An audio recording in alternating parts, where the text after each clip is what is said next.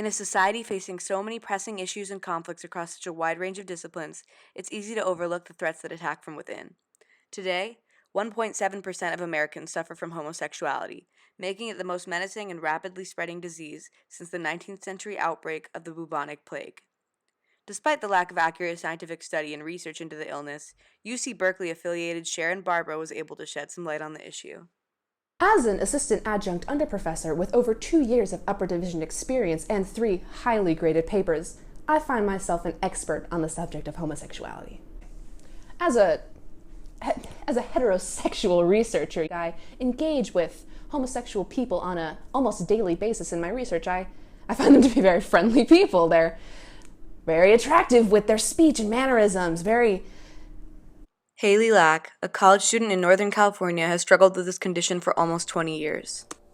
I guess it goes all the way back to the day I was born. The hospital ran out of pink baby hats, and I was given a blue one. I think it just went downhill from there. It is important that within the first 10 minutes, they are given an accurate depiction of their gender in the form of colors, pink for feminine and blue for masculine. In cases where this becomes confused, it also confuses the child as to the nature of their gender. I actually remember being 2 months old and having a crisis about what gender role I was supposed to follow. Studies have shown that 50% of children who do not have 3 servings of vegetables per day begin to mistake their sexuality for homosexuality.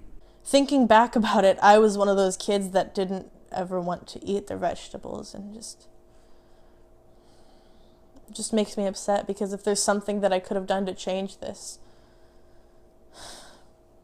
As a homosexual couple, Haley and Jenna face unbearable obstacles on a daily basis. I mean, it's really difficult. All the time, we can't drive anywhere, we can't go long distances. I mean, we don't have a man to drive us these long distances, and we don't trust either of us because we're terrible drivers. And not to mention the monetary toll it has on us, because we have to buy twice as many tampons as a straight couple.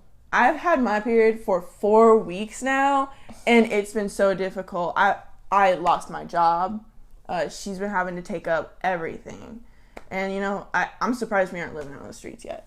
Date night is impossible for us, because, even getting into the car, we can't, because we're both just waiting there for a man to open our door. Then once we actually get to the restaurant, we don't know who pays for us, because the man always pays. Yeah, most of the time we just end up eating and leave, and the restaurants most of the time really understand our problem. Mm-hmm.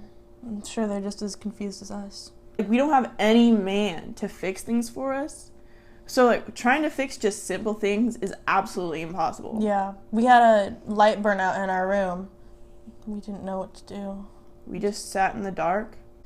How many lesbians does it take to change a light bulb? Absolutely none. Because we can't. Increased media attention to this issue has actually brought a higher public awareness that I find is helping people learn more about this condition and the fact that there is hope for them out there.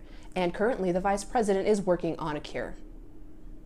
It feels good to know that someone so high up in the political hierarchy cares so much about this issue and just wants to bring about a cure. Vice President Pence's plan for electroshock therapy has gone into action in almost 40 states, where it is incredibly easy for those who suffer from homosexuality to be cured through only 16 gigajoules of electricity spread across 10-week sessions.